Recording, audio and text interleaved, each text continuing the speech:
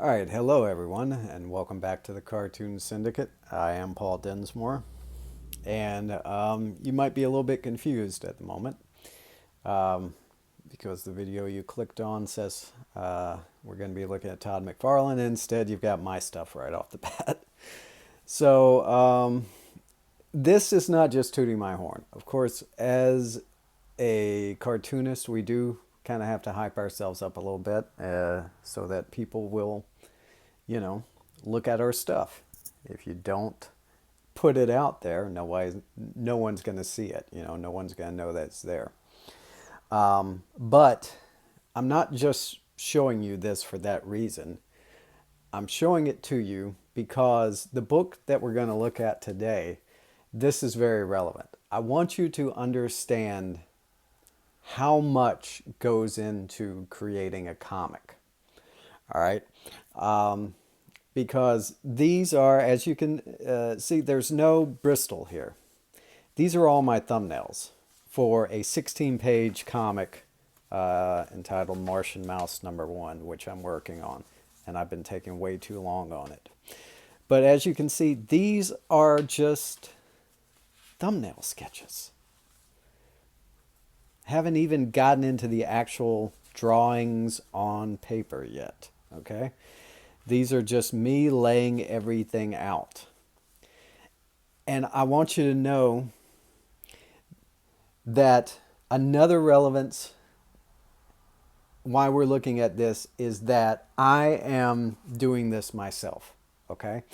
This is not a Marvel book. This is not a DC book. This is not a mainstream book. As far as I know, it's going to be a mini comic. It may be published one day with some other stuff, but for right now, it's a 16-page comic that I'm just gonna, it's just gonna be a regular old mini comic where you just dash it off on the Xerox, basically. So I can take as long as I want on this. I'm not under any editorial guidelines. As you can see, I can sit here, work on a couple of panels in the morning or in the evening whenever I've got some time. I can lay out my compositions. I mean, I haven't even put ink on this yet. I don't have to. I just want to clarify everything in my head from, shadows here. Again, making notes like, okay, take that mountain out. It didn't quite work. Things of this nature, hand lettering, make adjustments here, there, etc. Work out my character designs, etc. If something's not working, I can take the time and make it work.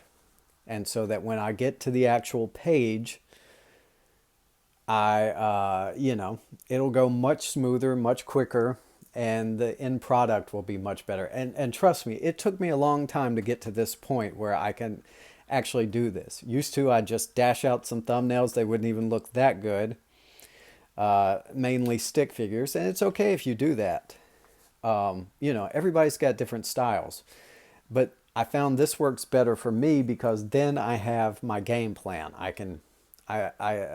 realize that my final pages, even if I don't follow it exactly, because I still want some spontaneity on the page and everything, I'm not trying to go for clone copies that will just kind of lose all the magic and everything. But I do want to have a game plan so that when I sit down, I actually know what I want to do and I can know, okay, this can actually work.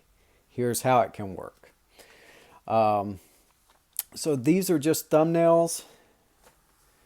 Down here, we've got the mock-up book. Again, these are just the thumbnails that I've lightboxed in pencil so that I can know when I go, because since I am, again, this is going to be a mini comic.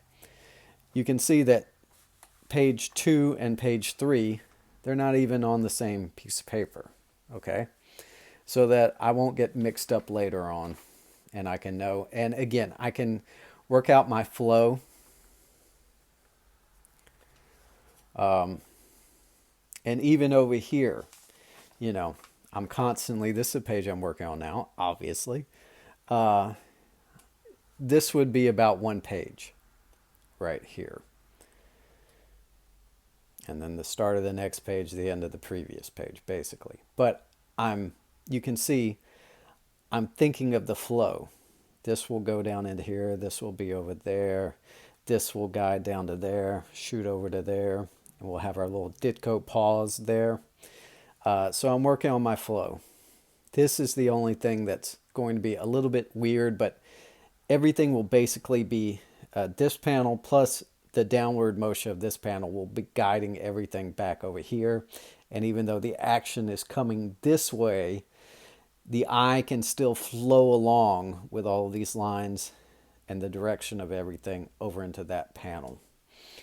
So it doesn't always have to be so obvious. So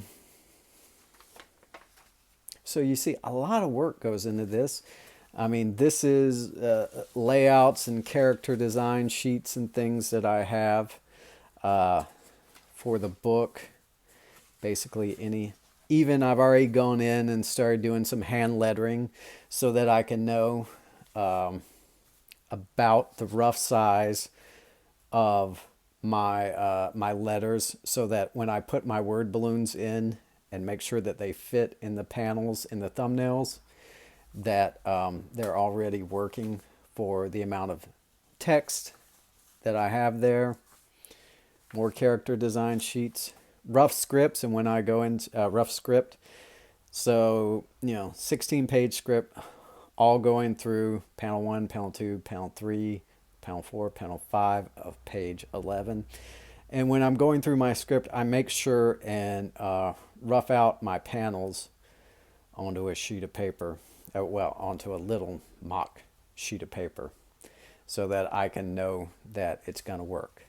So again, this isn't even really much. These are the beginning stages, and you can see how much goes into just a 16-pager.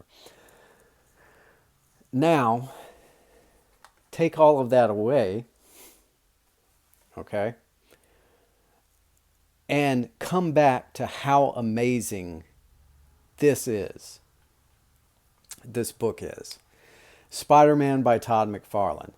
This was the first venture, as far as I know, the first venture by McFarlane where he's writing, he's doing amazing art. I mean, ever since I was a little kid, maybe preteen, somewhere around there, McFarlane was my favorite artist because I have all of these issues in singles. I mentioned before that I pretty much wait and pick up everything in trade paperback and graphic novel now. I go back and I rebuy all my old stuff in trade paperback form as well, so that I don't have to bust out my old copies and mess them up. So if this gets dinged up, because I'm busy, I study the art and the flow and everything in these. These are basically just for me to study. But yeah, one of my favorite artists. The writing is not as bad as everybody says it is. I mean, these comics sold incredibly well. The Todd father was not only one of the top artists back then, but he was one of the top creators. He was like, people couldn't, again, this was a book I had to have every single month. And that didn't happen very often, Most of the time, I was not a kid that did like a pull list or whatever, even though I was friends with everybody behind the counter, and every now and again they'd save me stuff if they'd ask me, hey, you want this? I'm like, yeah. And they'd make recommendations, but I never did a pull list because it didn't matter that much. I just basically would go in and take a look around, whatever looked good, I'd pick that up.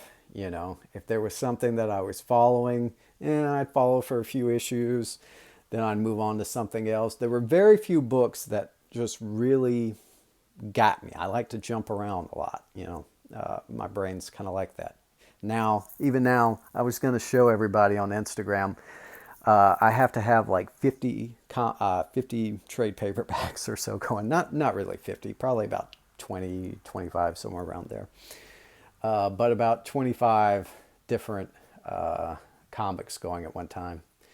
And just, I'll read like an issue of one, and then I'll go to another one, and da da da da da. And that's kind of how I spend my evenings, my nights, usually before bed.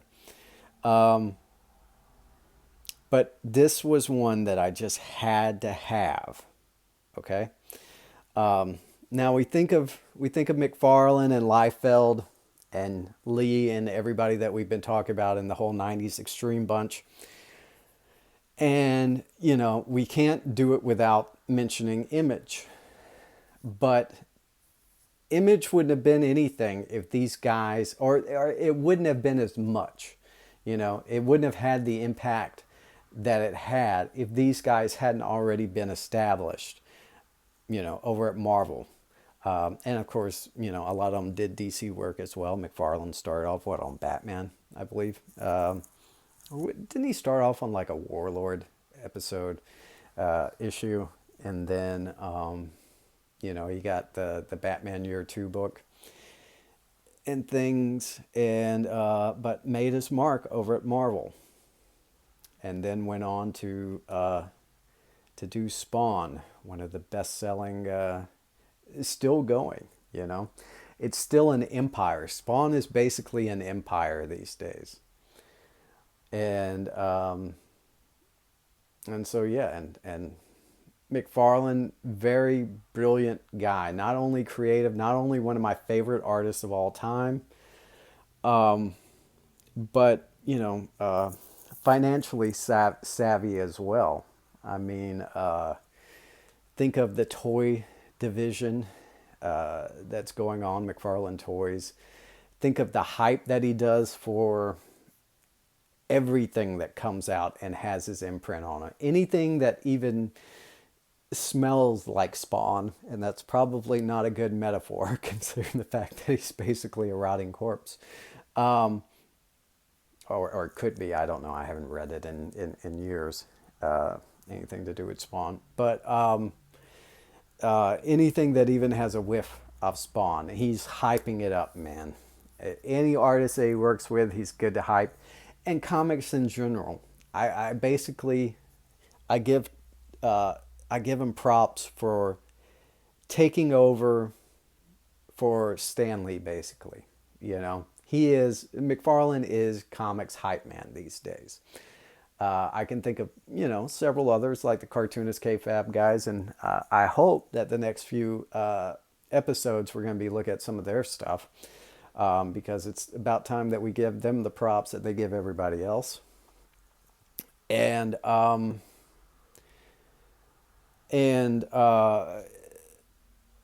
so yeah, he's this amazing hype man. I thoroughly recommend going to his Instagram. I don't really do social media these days except for these videos on YouTube and posting my art on Instagram. I don't do any personal social media these days. But I highly recommend going to his Instagram because he does a lot of instructional videos where he breaks out and he teaches you how to draw things. He does it over on the McFarlane, if you're only on YouTube, go to the YouTube McFarlane Toys page. Follow there. He's got a whole playlist full of instructional videos that are amazing from foundation on up. The only thing is that there are a whole lot of videos missing because, he's done a ton of them. And even though there are a lot there's some that I know didn't make it in because he'll actually make mention of, oh yeah, there's that other video. And then it's not in that playlist. But generally you can find pretty much anything through a YouTube or a Google search that he did. But he's done tons of instructional videos. So, he's trying to hype up the next generation. The guys that came before, it's almost like they feel this obligation to try to build up, the rest of us coming up. Now, the one thing that I want to mention is, again, the difference between what I showed earlier in this book, and I need to break it open so that nobody gets bored. I know I spend too long talking. before I break them open. But I've got so much to say. The difference, once again, is that I have all the time in the world. If I want to take another year working on these 16 pages, I feel like crap, because, quoting my late comics mentor, David Gildersleeve, the only thing that matters is get the pages done. Okay, and that was his mantra, basically, was get those pages done. Um, but if I wanted to, I have all the time in the world. Of course, people have asked me to do things for some anthologies and stuff coming up, and so that's got a little bit of a deadline. Luckily, they're like, we know that you need some time, because I got a lot going on, but not nearly as much as this guy. And we're going to be looking at issue 3, but we could just as easily jump into issue 4, the very next issue. And not only is he penciling, writing, inking, everything. I believe he's inking. Yeah. Everything except the letters. He even colored this one. Okay? Not the best color job in the world. He uses, for highlights, he uses a lot, but not bad as well. You know? He makes these highlights, it jumps around. Sometimes they're green, sometimes they're white, sometimes they're yellow. It's like the lighting changes all the time. But the only reason that I mention that is because throughout the rest, you see, most everything else had these pink highlights, which kind of worked a little bit better. But still, like there's this one, let's see here, where is it? I got that card there. I think it's here. Yeah, this one. But it's got these interesting psychedelic colors that almost kind of really work with his art. Whether it necessarily reads well or not, it looks freaking cool. Where's the other one? This is one. There's a couple of panels like this where he does the white highlights. This one isn't so bad because you have a lot of black there. But, everything is white. I think he does that again somewhere. Yeah, here. Yeah. See, everything's in white. Almost everything in that panel is white, except for that little bit of red over there. And the blue shadows, light blue shadows. Okay. But I mean, think about it. He's doing this at a pace that is far beyond anything that that I could even imagine. I mean, I had quite a pace back in, again, when I was in the sequential art department back in SCAD. That's luckily where I got most of my, busted out a lot of my 10,000 pages. Because the thing about a sequential art degree, it's probably changed because they're really trying to bust out and get industry professionals out there so that they can really hype themselves up. But back in the day when I was there, as I've said, it was kind of the Wild West. And they really didn't teach you how to make comics. They expected you to at least know enough that you've read, like, How to Draw Comics the Marvel Way and things of that nature. The main thing was just getting those, as cartoonist kayfabe says, those bad first 10,000 pages out of your system by doing it over and over and over again. In fact, I've pretty much thrown away, I've either thrown away or they're in that storage building out in the country that I've mentioned. So they're probably, they could have disintegrated by now. Who knows? I haven't seen them in years. But that was another thing that we were taught. It's not a sacred thing, So many people, they've done 10 pages and they want to hype up their 10 pages, It's kind of like the thing on Instagram where, like, the guys that or yeah, and when I say guys, gender neutral. But the people that have done like 10 drawings are hyping up those 10 drawings for like years, like doing like every single angle. They've got 20 picture of all of these basically sketches. Um, and it's like, okay, cool. I mean, I try to support everyone, but it's like, okay, do more, do more, get it out. Um, so the amazing thing about him is that he was under a deadline. And the same thing with Liefeld, the same thing with Lee. If I ding someone, quote unquote ding, I'm not saying, oh, look how much of a better artist I am or whatever. I'm most certainly not. Um, I can't even hold a candle to any of the three that we've looked at so far. But again, I have the luxury of time. These guys are just busting it out. Same thing I've mentioned. I did a video on Instagram of like a mistake that Kirby made. I'm sure not going to put myself in the pantheon of Kirby. But at the same time, I can point out so that those of us who come after can go, okay, I need to pay attention to these things, so that, again, we can all make better comics. Not just make more comics, but make better comics. All right, these are kind of the main pages I want to look at. These are not my favorite pages out of this book. I mean, I would love, there are no bad pages in this as far as I'm concerned. But I mean, I'm really into like the later stuff with Hobgoblin, Wendigo. But of course, my favorite story was once we get into Morbius. I mean, come on. How cool was that storyline when he's got to bust out the black costume and go into the sewers after Morbius, the living vampire. Oh yeah. And now I don't want to come down too hard on the movie Morbius, but yeah, this is not a guy screaming out it's Morbin time. There's no doubt about that. Okay.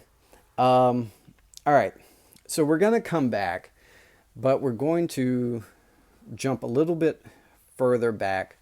One of the things I've wanted to mention about this is effective in two ways. And again, this is McFarlane writing and drawing this. And one of the best things I love about McFarlane's storylines is he has that Die Hard mentality. And when I say Die Hard, I mean the movie Die Hard. Like your character, by the end of the storyline, your character literally has to be beaten to hell, about to pass out, and have that one shot left. Literally, John McClane coming up screaming, "Holly!" barely able to keep himself conscious, but striving on sheer willpower alone. All right. And so that's what's really so cool about these, because it's basically just McFarlane beating the hell out of Spider-Man and doing it in style. One thing I do want to mention is, I wanted to look at this. This is a page that almost follows that Lee trajectory, but not quite. You remember I talked about when we looked at Jim Lee's X-Men story. It had that weird sequence with the mech where it was just ever so slightly out of sequence. This is one that works. But also I wanted to show, when you're doing a fight sequence, how little actual fighting it is. We think of these as epic fights, but how many punches are thrown? How many kicks? One. There's a punch, So it's not like writing in a movie when you're planning these out. There has to be a lot of drama and pauses. And that's another good thing about this. You know, he cuts over. This is a good cinematic thing where we have the matching, hand sequence between the lizard and Mary Jane. But he cuts in with these Mary Jane sequences that kind of, and it's not filler. It's basically her just going home to a guy that's going to be beat the hell out of when he gets there. But it sets this emotional tone where it allows things to happen in the background while we're looking at this. It's almost a mixed misdirection, but it's also it allows a breather, that little Ditko breathing room, so that we can go, okay, and then back into it. The jaws at the throat. All right, let's look at this page right here. Again, if I'm dinging him, it's not dinging, it's just, and with this, I'm not even 100% sure. Again, I'm not 100% sure how I would do it. I'd have to sit down and think about it. But, striving for readability is a big thing for me. So these 3 panels right here are the exact same. They're just one big panel, intercut with this, which is started over here, which is the lizard hovering over Spider-Man's neck. He was ready to rip out his neck, but he was stopped by her.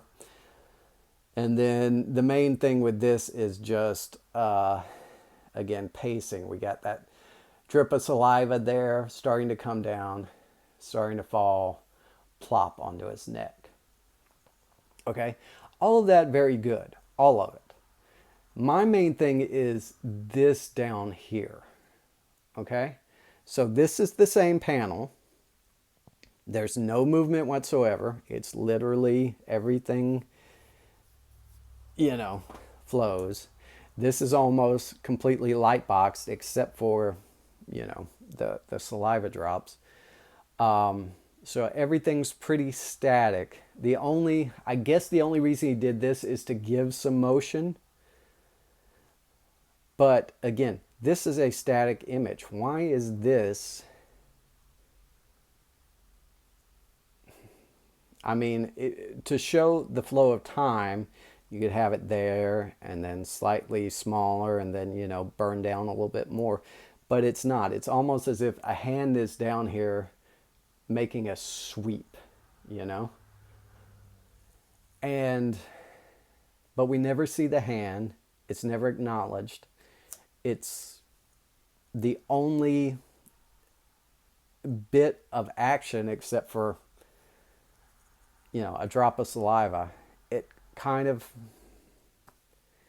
doesn't really read it. It takes you out of it ever so slightly. So again, if it's showing action and a hand is sweeping across, why not show the hand holding that? And again, it's not the biggest thing in the world. I know that. And I'm not going, oh, you messed up, you screwed up. No, it's just, how can I want us all to think about how could we make that read a little bit more.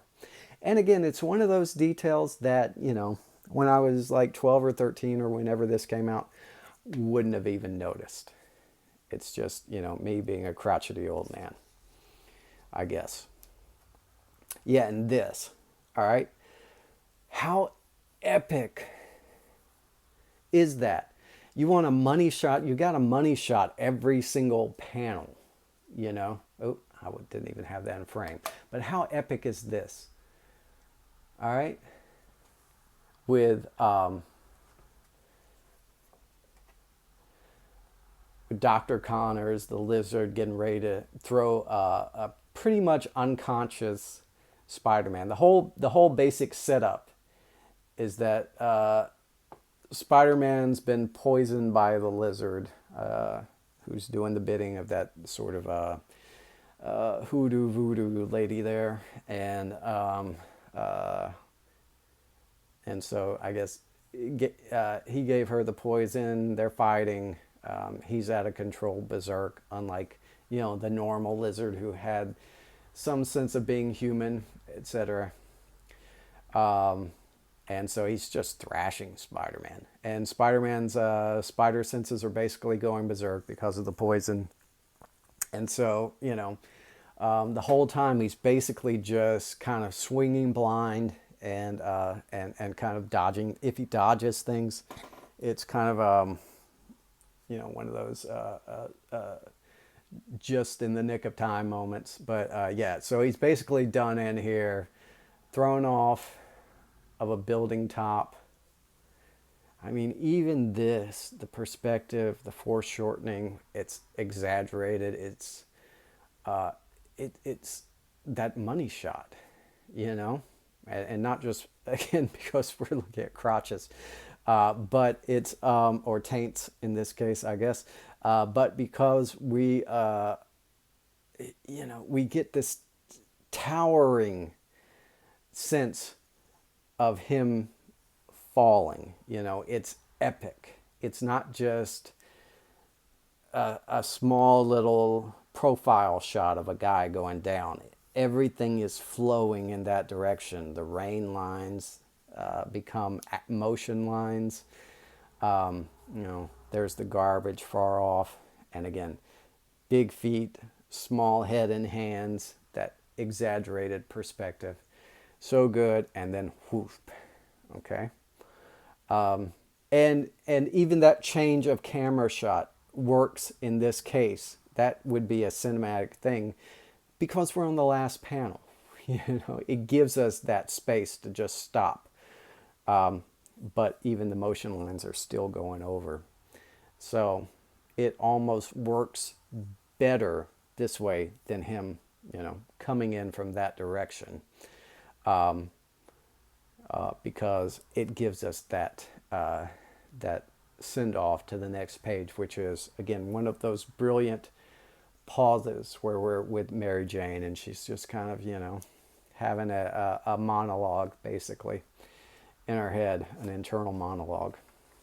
Okay, then back to this.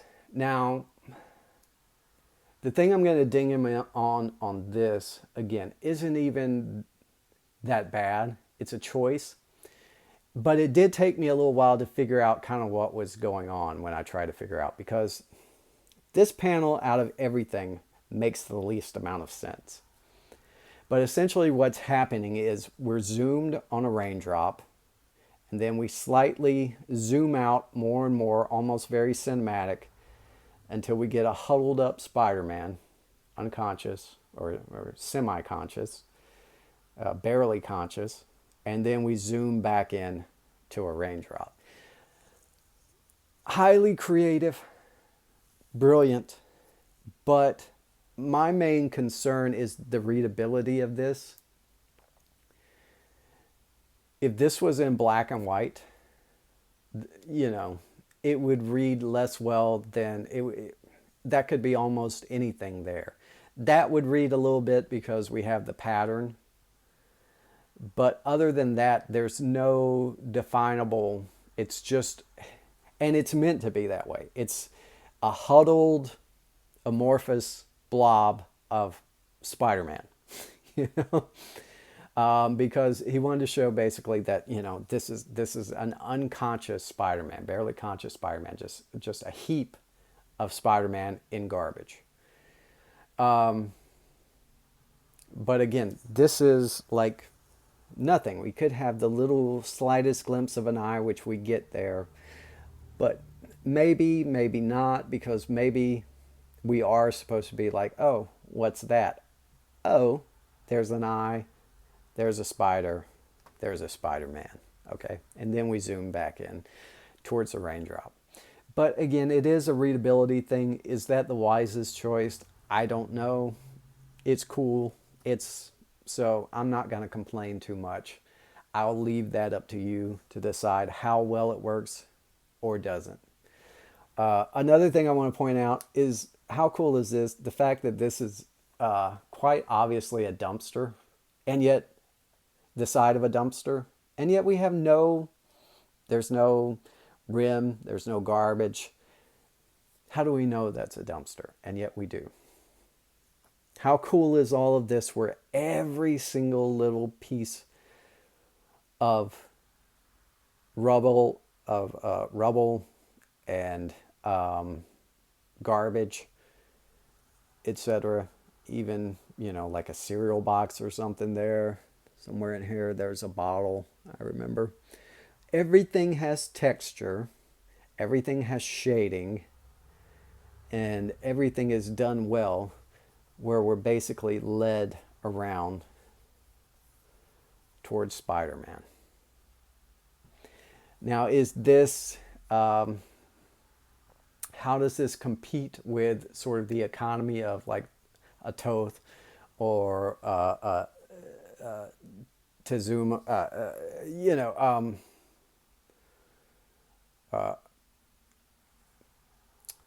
How does this compete with that? Why did my brain all of a sudden shut down? Tezuka, sorry. I have to kind of get myself every now and again. When I get really going, I have to stop and think. I apologize for that. But again, how does this contrast with the economy of Toth or Tezuka? And then how does it, and yet it's readable. It's highly readable. And it's exciting. And it's a money shot, It gives you the feel that, hey, I got my money's worth on this. So you have to figure out how to make it work if you're going to go one direction or the other. All right. I mainly just wanted to show these pages because how cool is this of McFarlane doing Ditko? I mean, we even have a very Ditko-esque McFarlane trying his best to make this look like a Ditko, Peter Parker, more than his, very, I wonder if we can, yeah, we get the back of him there. But yeah, see the hair, the very 90s, kind of windswept hair and all that, blow dried, to the big glasses and everything, and that's almost exactly like Ditko. I just think that's so cool. Even the way he's got them going, rather than these very exaggerated McFarlane poses, you've got these simple gymnastic Ditko poses, and even the Ditko silhouette there. So how cool is that? But yeah, I highly recommend this book. I mean, I love McFarlane's work. Like, it excites me every time I see it. And we've got some Liefeld in here. And then we've got McFarlane doing Liefeld's characters, like a McFarlane. Yeah, these are the infamous horizontal comics. And even back then, I kind of hated this. But oddly enough, I don't hate it as much. There's the black suit. Nobody does the black suit quite like McFarlane. But then again, no one does the red and blue suit quite like McFarlane either. So, I mean, how good was McFarlane? How good is McFarlane? Even though he's, primarily just like a CEO these days, he still gets out there. He still busts out the pencil and the pen every day and draws, and he inks for everybody. He kind of is a jack of all trade these days, even though he's, he's not hurting financially, that's for sure. But, he still makes sure and gets his time in. And so I highly recommend this book or anything by McFarlane. But I love McFarlane of this era. It really takes me back to a time and a place, and again, just gets that teenage excitement back. So I highly recommend picking it up if you get a chance. There's not a whole lot of collected work of McFarlane out there these days. I would like to take a look one day I would like to get the art of McFarlane, the big collected retrospective kind of deal. But for me, this is, you know, a retrospective of sorts. It's a time capsule right there, and I love it. And I learned so much of it from it. As you can see from my work, McFarlane has been a big influence. Kirby has been a big influence. Robert Crumb, big influence. And then there are some others that would be surprising, mainly because probably very few people actually know them, and hopefully we'll be able to get into them. But yes, study your comics, okay? And I think I've talked enough. We've been going for 40 minutes, so I appreciate your time. If you've made it this far, then please, if you like what I'm laying down, consider liking and subscribing to the channel. And I'm just going to keep making these. Again, I appreciate it very much. Thank you, and on to the next one.